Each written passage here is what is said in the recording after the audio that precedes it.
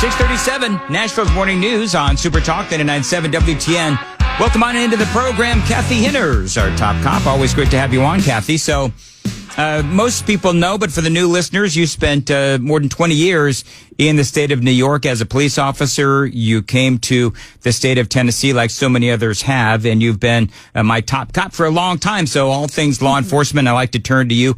Also, you're an expert on terrorism as well. So let's get into a couple of things. Real quick. Earlier, we were talking about this guy in New York, this insurance executive that was shot right there in the streets of New York. Clearly a targeted attack. Now, part of the story is that they're trying to track this guy with this network of cameras owned by businesses who are allowing the police to use their footage to try and figure out where this guy went. And if you know anything about New York, and you and I both do because we've lived there, there's a lot of cameras on the streets of Manhattan. And so they're using this network of cameras to try to figure out where this guy is. And so the city of New York or Manhattan, whatever it is, they approved this network of cameras and using these cameras from these businesses. And I guess here in the city of Nashville, our own city council voted this down, this very network, this same way of using the cameras to fight crime and track down, the bad guys. Our own city council voted it down. Yeah. And the thing is, we have to either be prepared to reduce crime or we don't. And so I think it's a great idea. I'm sure that there's, things that need to be twerked along the line, but I think people need to understand what it is.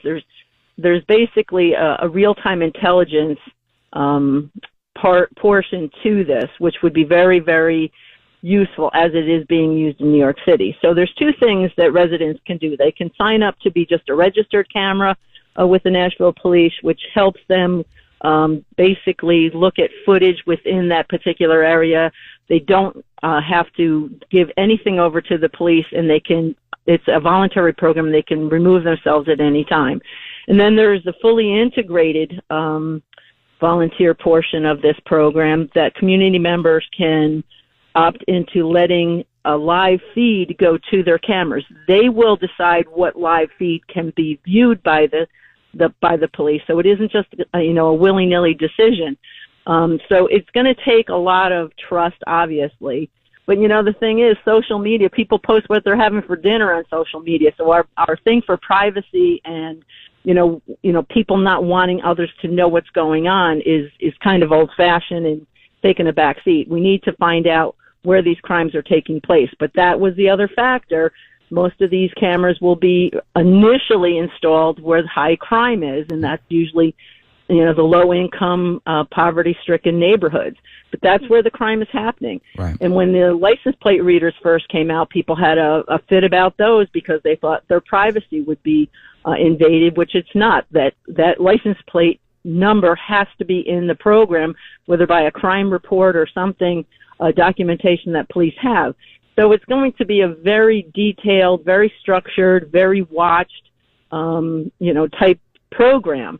So I think it's great. I think that they should totally go with it. I think there was only one person that voted it down. I think they need to look into it a little bit more. But I think it's great. I think it's going to be a great crime solver. Well, people will say the government needs to stay out of our business, and I do understand that, but the Supreme Court has ruled that when you are out in public, you don't have this expectation of privacy. They're not looking into your homes. They're not even looking into your cars, really. They're looking at cars. But if you're out and about, then it's been deemed that you don't have an expectation of privacy, certainly these days. And when you weigh the good and the bad, you're right, Cathy. Either we want to fight crime or we don't. Now, our own city council, I'm assuming that the reason, and maybe I shouldn't assume this, and somebody please correct me if I'm wrong, but I'm assuming that the reason why our own Nashville City Council voted this down was because they want to make the cops' jobs harder. They don't, in my opinion, they don't want to have an effective crime-fighting force. I mean, to me, that's what it seems like, because I think this is a no-brainer, in my opinion, just like the LPRs. Oh, absolutely. And I think that they need to revisit this. I think that the Community Oversight Board has a hand in it. And I'm not sure how they feel about it, but of course it always comes down to the police do everything wrong. So, but this is a tool that would enable the police to do real-time intelligence, just as they're doing in New York, looking for the guy that killed the healthcare guy. Yeah. I think that it's very important that they understand too, though, that it's not going to be directed at private property that's not owned by the camera donor. So it isn't going to just be something that can go down the block and look into somebody's house. Private cameras in private residences will not be part of this. It's going to be external cameras only. And so, when you talk about privacy, though, people are on their cell phones. You look at TikTok, you look at Facebook. I mean, there's not much privacy left out there. Even when you don't suspect there's a camera, there always is a camera. So what difference does it make? This is the new society. This is what we have. It's just, crime is rampant in some of these areas, and these tools, will be excellent. And the officers that will be viewing these cameras will be trained, and it won't be every single officer. From what I understand, it'll just be a handful of officers that will have the ability to access these cameras once the owners give them permission to do so. So it's working hand in hand with people in the community. So I really don't see what the big deal is. And I'm sure that... all I was going to say is there's such a huge disagreement between, people are saying this is unconstitutional. Again, not to belabor the point, but this has been ruled on. But, for me, the bottom line is that when you, just putting all that aside, that argument aside, knowing how many cameras are out there these days, you know that you're always on camera. Bottom line is whether you go to a hotel, whether you go to a concert, when you go to a restaurant, you go oftentimes, I think, to, anywhere there's cameras. And so there's just, you can stay home if you want and get everything Amazon to your home if that's what you'd like, but I'd be willing to bet those Amazon trucks have cameras. All right, very quickly, I do want to talk about, but this has been proven effective though, real quickly. This has been proven effective, right? Yeah, absolutely. And I think the more we realize that, the more that, crimes are solved. And we're talking like bomb threats and homicides and kidnappings and burglaries. We're not just talking, dogs going to the bathroom on your yard or whatever. It's crimes that need to be solved, and this would be a great tool in doing so. Top cop Cathy Hinners is joining us. Cathy, let's talk about illegal aliens in Middle Tennessee. A lot of the facilitation of these organizations is working hand in hand with the Biden administration to bring these illegal aliens here. And of course, we all know the perils of that. Talk about what's going on. Well, we know that on October 23rd of this year, a statement was released from our own Tennessee Attorney General, Jonathan Scarmetti, regarding a successful lawsuit that his office did that stopped the release of thousands of single adult male migrant detainees from an ICE facility in Louisiana. So the records do show that ICE planned to release these detainees into Tennessee, which included more than 30 that are on ICE's own highest security threat level. So, that's a problem. But through several pages of emails, which I'm working to get those emails up on my website, obtained by his office, it shows ICE's coordination with our local immigration rights group, which is called the Tennessee Immigration and Refugee Rights Coalition, and the Nashville former mayor. They were willing to accept thousands of detainees prior to the anticipated end of Title 42, which I won't get into that. But why does this matter now? We know that despite the failed plan to bring thousands, ICE did release anyway 7,000 detainees from their facility down in New Orleans. So, the probability of many of those seeking help from these non-government organizations, such as Catholic Charities and Turk, is fairly high. So we know that these agencies are in communication with ICE, which is odd because years ago they wouldn't even allow ICE into these communities. But now they're working hand in hand together, so I suspect there's a lot of money being turned over there.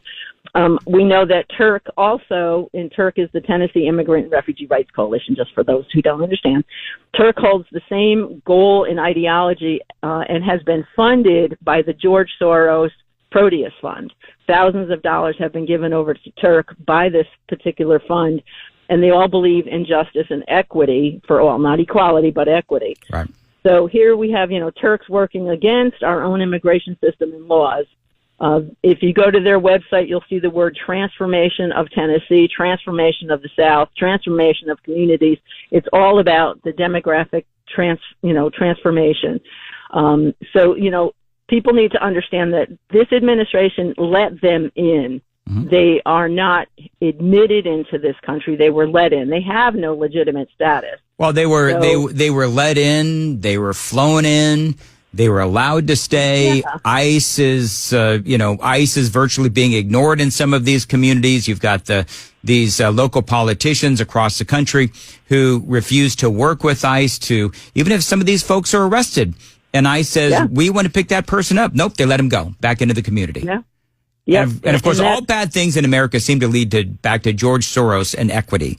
It is driving me nuts. And so I guess part of my question would be, okay, so do we know who these various local officials are that are saying, well, it's okay if these people come to Middle Tennessee?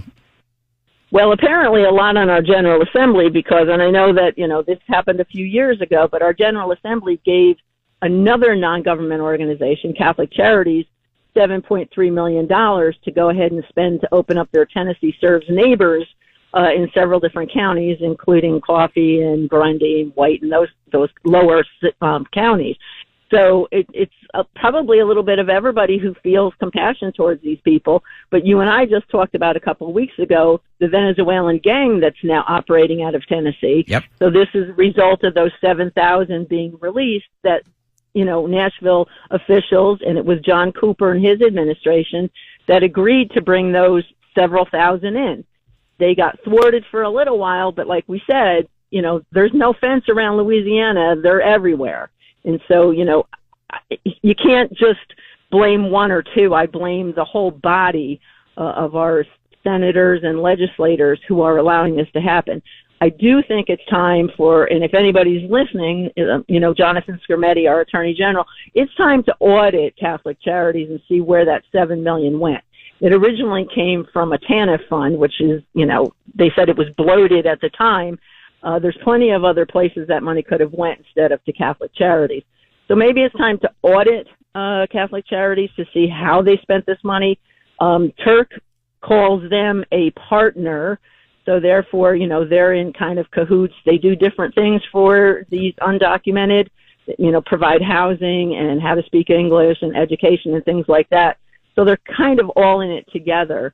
And, it's breaking our laws and it's, it is transforming our country. And I'm not sure we need to be transformed. No, we've always had we don't need to be transformed. And the good news, Cathy, is we've got Donald Trump in office. And at the very least, the welcome sign has been put away.